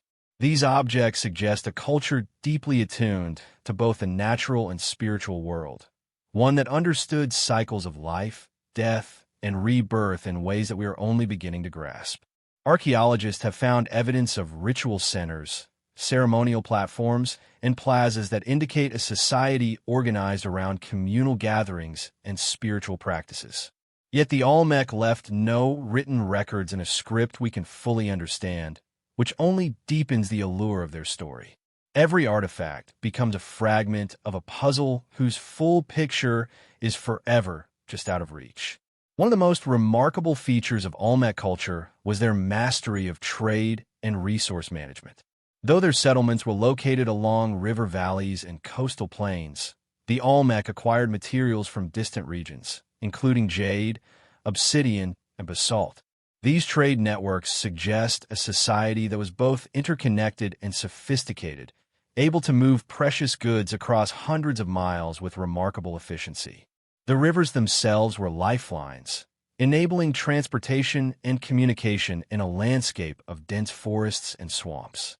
The Olmec were not isolated. They engaged in exchange, diplomacy, and perhaps even conflict, shaping a network of influence that would ripple across Mesoamerica for centuries.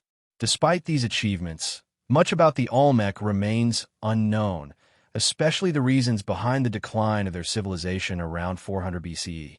Some theories point to environmental changes, such as flooding or soil depletion, which may have made their river valleys less hospitable for agriculture.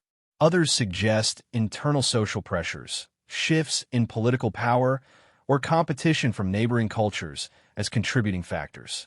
Whatever the cause, the Olmec eventually faded from prominence, leaving behind their monumental art and ceremonial centers as the only evidence of their once thriving society. The sense of disappearance adds a quiet poignancy to their story, highlighting the transient nature of even the most sophisticated civilizations. The spiritual and ritual aspects of Olmec culture are equally compelling. Scholars have identified ceremonial sites aligned with solar and lunar events, suggesting a sophisticated understanding of astronomy and its integration into religious practice. Figurines depicting jaguars, shamans, and mythical creatures indicate a rich cosmology, one in which the natural and supernatural intertwined seamlessly. These ritual objects and alignments hint at a society where spirituality guided daily life and informed political authority. Yet, without written explanations, we are left to imagine the beliefs and practices that once animated Olmec cities, allowing the mystery to deepen rather than resolve. The Olmec civilization also demonstrates a striking combination of permanence and impermanence.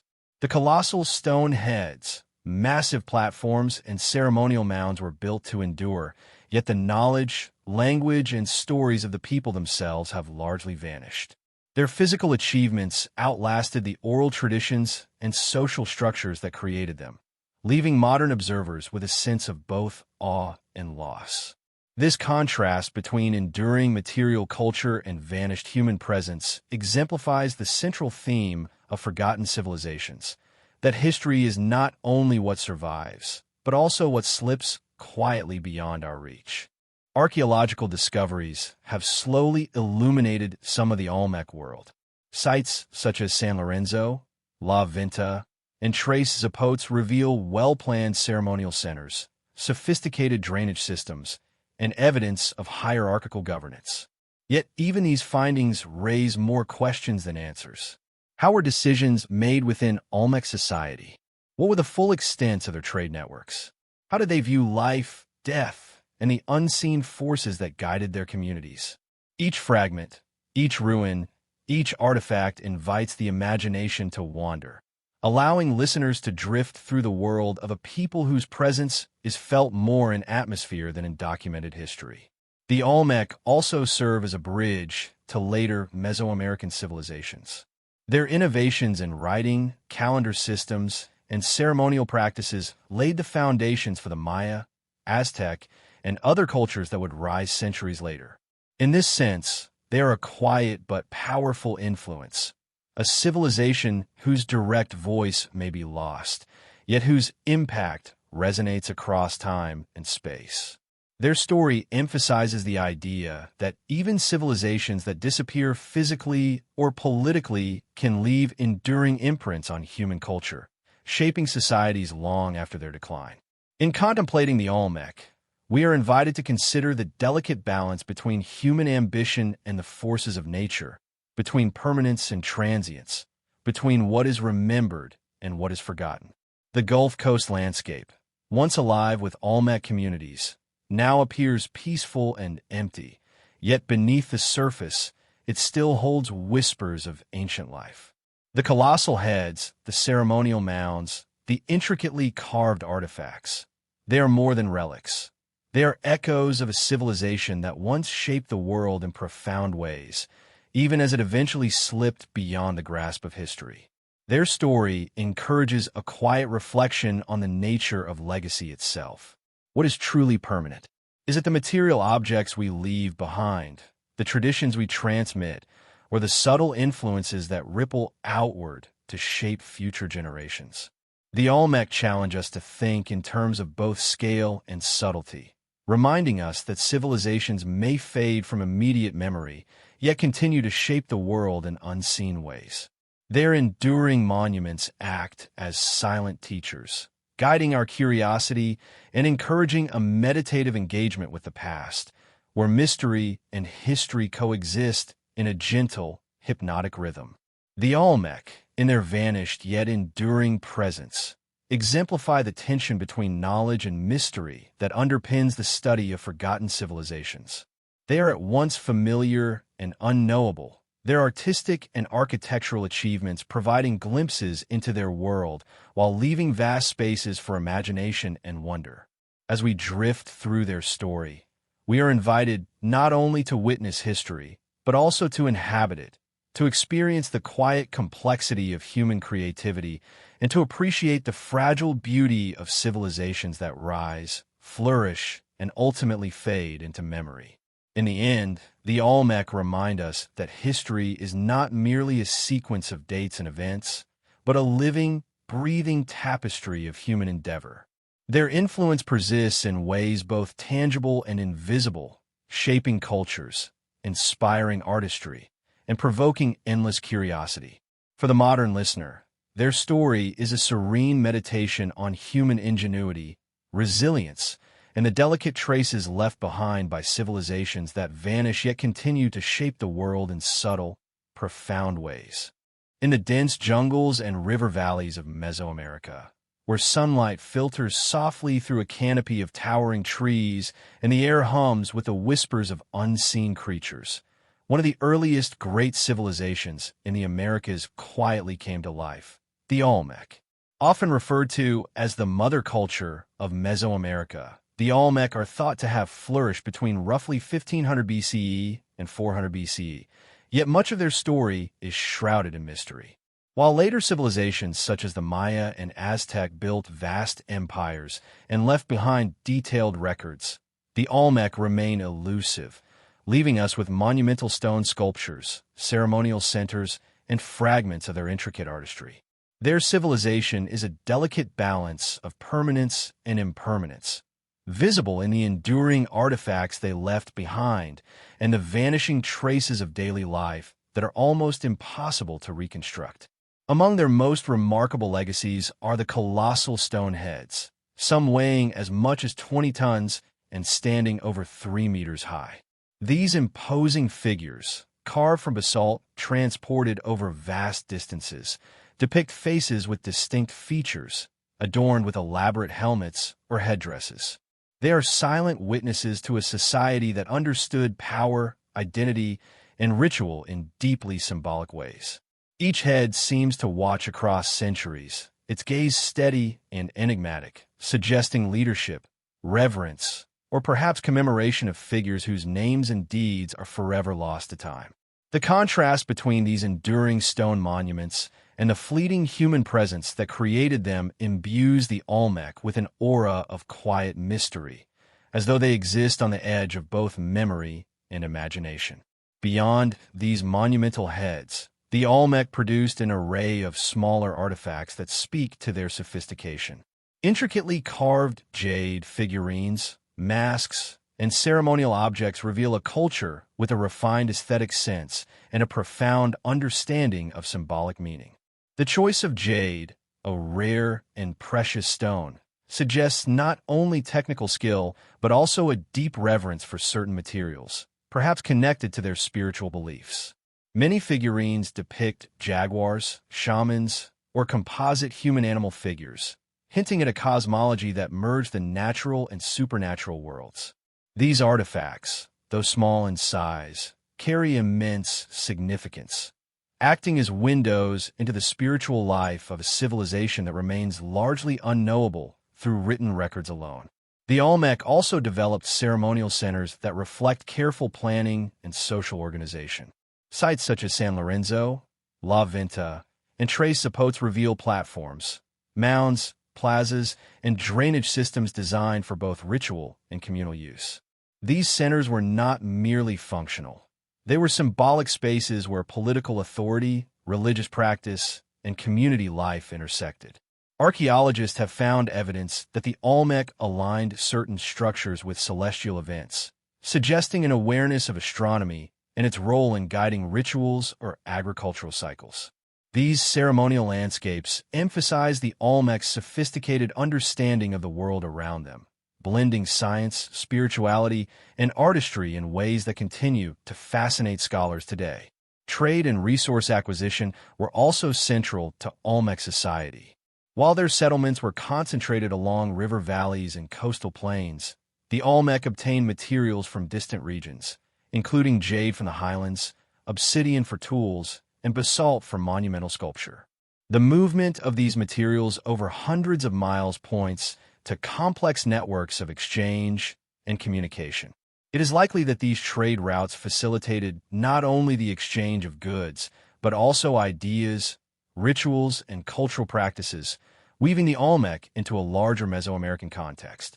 Their ability to acquire and transport these resources demonstrates both ingenuity and social organization, highlighting a civilization that was both outward-looking and deeply connected to its environment. Yet, despite these achievements, the Olmec ultimately declined, their civilization fading from prominence by around 400 BCE. The reasons for this decline remain the subject of debate. Environmental factors, such as flooding, soil depletion, or changes in river patterns, may have compromised agricultural production and settlement stability. Social and political pressures could have contributed as well, as emerging neighboring cultures challenged Olmec dominance. Whatever the cause, the Olmec did not vanish entirely. They left behind a legacy that influenced subsequent civilizations across Mesoamerica. Their innovations in art, ritual, and political organization provided a foundation upon which the Maya, Zapotec, and later Aztec societies would build, ensuring that their influence persisted long after their settlements were abandoned. One of the most compelling aspects of Olmec civilization is the interplay between what endures and what is lost. Their monumental heads, ceremonial mounds, and intricate jade carvings have survived thousands of years, yet so much of their daily life, language, personal stories, social rituals, is irretrievably lost. This duality between the tangible and the intangible imbues the Olmec with a quiet poignancy. It reminds us that the physical traces of civilization can outlast the people themselves, and that the deepest mysteries of a society often lie beyond what can be seen or measured. In this way, the Olmec speak to the fragility and resilience of human endeavor simultaneously, creating a narrative that is both meditative and deeply humbling. The Olmec worldview also seems to have been intimately connected to both the land and the supernatural. Their art frequently depicts jaguars, symbols of strength, ferocity, and spiritual significance. Shamans or rulers may have been portrayed as intermediaries between human and divine realms, their images reinforcing social hierarchies while also connecting the living with the unseen forces of the cosmos. These depictions suggest a civilization that saw no strict boundary between nature spirituality, and human society. Life and ritual were intertwined, and the material culture that survives hints at practices that were as much about maintaining harmony with the world as asserting authority or prestige. Reflecting on the Olmec encourages a gentle meditation on the nature of civilization itself.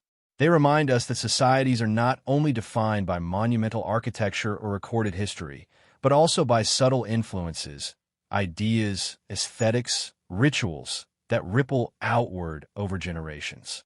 Their story emphasizes the quiet power of innovation and cultural continuity, showing how even a civilization whose direct voice has been largely silenced can shape the course of history. Their art, their ceremonial architecture, and their enduring influence serve as a bridge between the forgotten past and the civilizations that followed, a testament to the enduring resonance of human creativity. As we drift through the story of the Olmec, we are invited to inhabit their world imaginatively. We can picture ceremonial plazas filled with the soft hum of ritual chants, artisans carefully carving jade under the dappled sunlight of the rainforest, and monumental stone heads standing solemnly along riverbanks. These scenes evoke not only awe but also a contemplative understanding of the intricate balance between human ingenuity and the forces of nature. The Olmec, though largely vanished, remind us that civilizations can thrive in harmony with their environment, leaving behind echoes that continue to shape culture and imagination long after their disappearance. In the end, the Olmec teach us that history is as much about what is missing as what is preserved. Their civilization exists in fragments, in whispers, in shadows cast by massive stone heads and ceremonial mounds. Yet, within these fragments lies a profound meditation on creativity, resilience, and the delicate threads connecting past and future. They are a reminder that even the most enigmatic civilizations leave traces that endure, not always in words, but in the quiet patterns of art, ritual, and influence. The Olmec encourage us to listen carefully to the whispers of the past, to appreciate the subtle ways human societies shape the world, and to embrace the mysteries that remain just beyond our reach. Across distant oceans, deserts, and forests, a subtle thread connects forgotten civilizations, the capacity to observe, adapt, and create. The Lapita navigators read the waves and stars to settle remote islands. The Garamantes transformed the Sahara with underground water channels, while the Greenland Norse farmed at the edge of ice, and the Olmec infused artistry with ritual. Each demonstrates quiet human ingenuity, responding to environmental challenges with creativity. Trade and cultural exchange also unite these societies. The Lapita spread motifs across islands. The Garamantes connected to Mediterranean trade, and the Olmec exchanged goods and ideas locally and regionally. Spiritual practices tied them to the cosmos, shaping daily life and social cohesion. Yet, despite brilliance, many civilizations declined due to environmental change, resource limitations, or social pressures. What remains, the ruins, artifacts, and faint echoes, invites reflection. These civilizations teach us that history is not only what survives in stone or text, but also the patterns of ingenuity, resilience, and imagination that ripple across time. By noticing these connections, we see human history as a web of creativity, adaptation, and quiet endurance, where even vanished societies leave subtle legacies that continue to influence the world. Their stories encourage contemplation of the fragile, yet enduring, threads of human achievement. The Nabateans, masters of the Arabian desert, left Petra, a city carved into rose-red cliffs, as their enduring legacy. Flourishing between the 4th century BCE and the 2nd century CE, they combined artistry, engineering, and environmental mastery. Petra's monumental facades, temples, and tombs are harmoniously integrated with the cliffs, demonstrating both technical skill and aesthetic vision. Beyond architecture, their sophisticated water systems captured scarce rainfall, supporting agriculture, settlement, and trade across arid landscapes. Positioned at key caravan routes, the Nabateans became wealthy traders, exchanging spices, incense, and textiles while absorbing influences from Hellenistic, Roman, and Mesopotamian cultures. Spirituality permeated their society, with rituals, altars, and celestial alignments guiding life, governance, and ceremony. Eventually, political pressures and shifts in trade led to gradual decline, yet Petra endures as a silent testament to their ingenuity. The Nabateans illustrate the balance between human innovation and environmental constraints, leaving behind lessons of resilience, creativity, and harmony with nature. Their legacy is visible in stone, yet their influence stretches far beyond, whispering across centuries. Reflecting on all these forgotten civilizations, we see a tapestry of human ingenuity, adaptation, and resilience. From the Lapita voyagers to the Garamantes, the Greenland Norse, the Olmec, and the Nabateans, each demonstrates how humans creatively respond to environmental, social, and cultural challenges. Monumental architecture, artifacts, and engineering achievements endure, yet the lives, languages, and rituals of these peoples often vanish, leaving only fragments and whispers. Trade, spiritual practice, and innovation repeatedly appear as common threads, connecting distant societies across time and space. Their stories remind us that legacy is not only in what survives materially, but in subtle influences and patterns that ripple through generations. These civilizations invite reflection on the fragility and brilliance of human endeavor, encouraging a quiet meditation on creativity, resilience, and the profound ways even forgotten societies continue to shape the world and imagination today.